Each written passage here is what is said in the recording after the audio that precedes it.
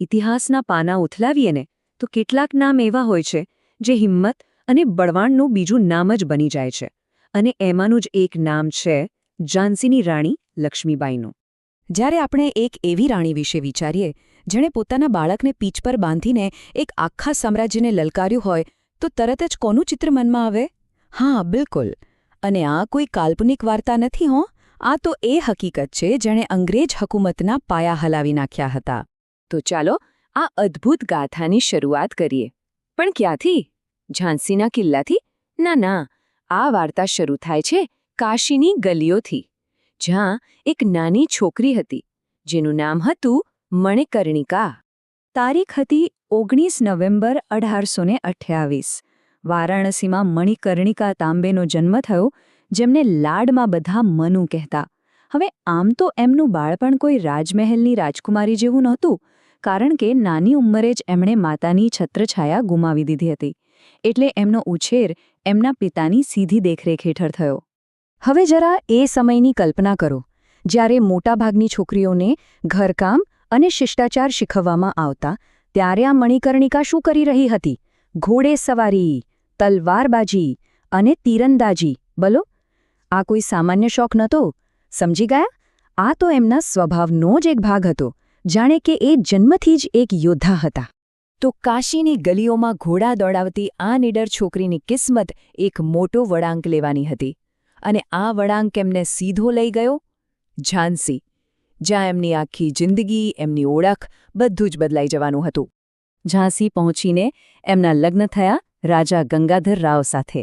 અને બસ એ જ ક્ષણથી મણિકર્ણિકા બની ગયા રાણી લક્ષ્મીબાઈ.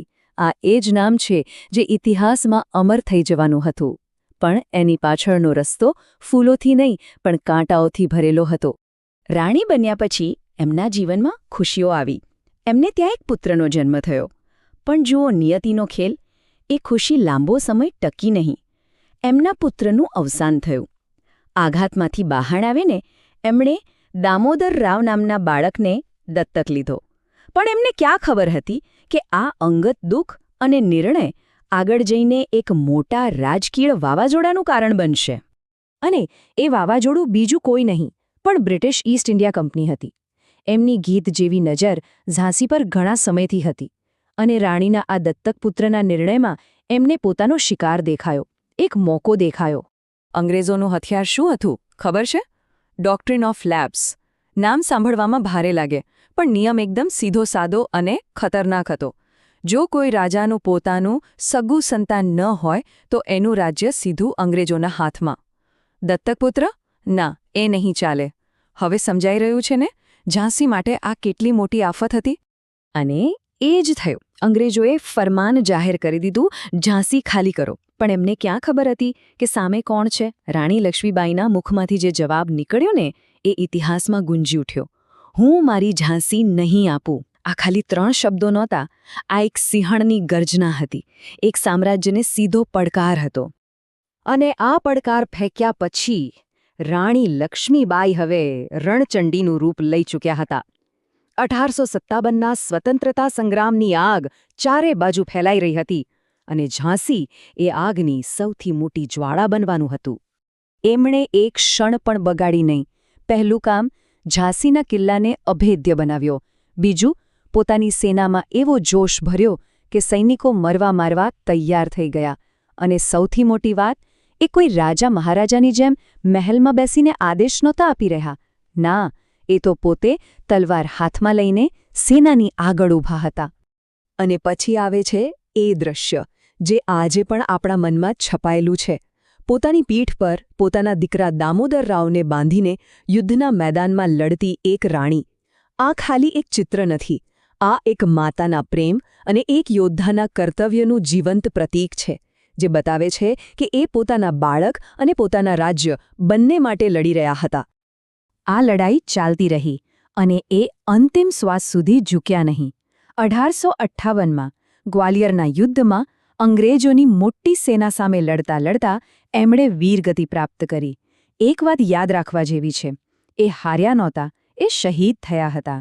પોતાની માતૃભૂમિ માટે લડતા લડતા અમર થઈ ગયા. રાણી લક્ષ્મીબાઈનું શરીર ભલે યુદ્ધના મેદાનમાં રહ્યું, પણ એમની કહાણી એ તો ત્યાંથી જ શરૂ થઈ. એમનો વારસો આજે પણ આપણી વચ્ચે જીવંત છે. પણ કઈ રીતે? એવું તો શું છે એમનામાં જે આજે પણ આપણને પ્રેરણા આપે છે? આનો જવાબ એમના વ્યક્તિત્વમાં જ છે. જુઓ તો ખરા, હિંમત કેવી! તો કે આખા બ્રિટિશ સામ્રાજ્ય સામે ટક્કર લેવાની, દેશભક્તિ, પોતાના રાજ્ય અને લોકો માટે જીવ આપી દેવાની, નેતૃત્વ એવું કે સેના એમના એક ઈશારે લડવા તૈયાર, અને આત્મવિશ્વાસ એટલો કે હું સાચી છું અને હું લડીશ. આ જ ગુણો છે જે એમને આજે પણ મહાન બનાવ્યા છે. એક વાત તો પાક્કી છે. રાણી લક્ષ્મીબાઈએ સાબિત કરી ગયા કે બહાદુરી અને દેશ માટે બલિદાન આપવા માટે કોઈ પુરુષ હોવું જરૂરી નથી. એમની કહાણી વર્ષોથી, પેઢીઓથી આપણને બધાને પ્રેરણા આપતી આવી છે અને હંમેશા આપતી રહેશે. અને આખી વાત પછી એક સવાલ મનમાં જરૂર આવે કે આજે જ્યારે આપણી લડાઈઓ અને પડકારો અલગ છે, ત્યારે લગભગ 200 વર્ષ જૂની એક રાણીની આ બહાદુરીની ગાથા આપણા માટે આજે પણ આટલી મહત્વની કેમ છે? એમાંથી આપણે શું શીખી શકીએ છીએ? વિચારવા જેવો સવાલ છે, નહીં?